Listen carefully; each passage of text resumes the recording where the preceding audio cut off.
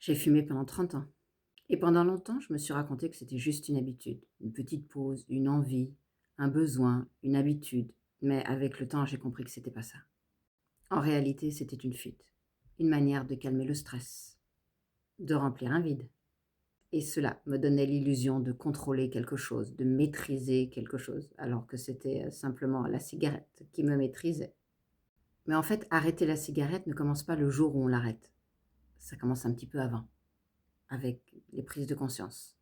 Une envie qui met du temps à mûrir.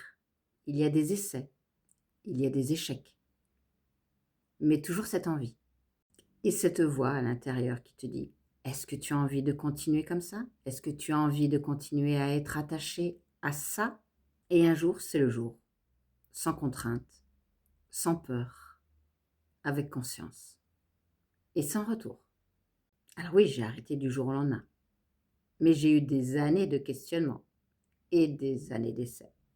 Et avec ça, j'ai compris que mon corps demandait simplement à être écouté, à ce que je sois attentive à lui.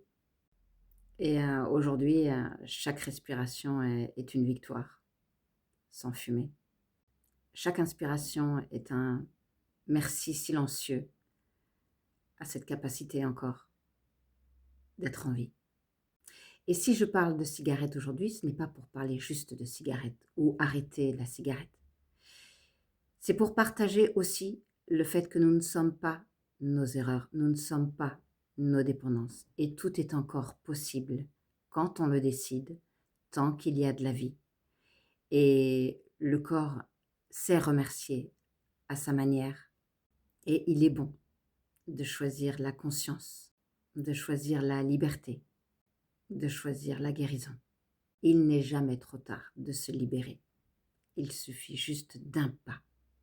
C'est tout. Abonne-toi. Je parle aussi de toi.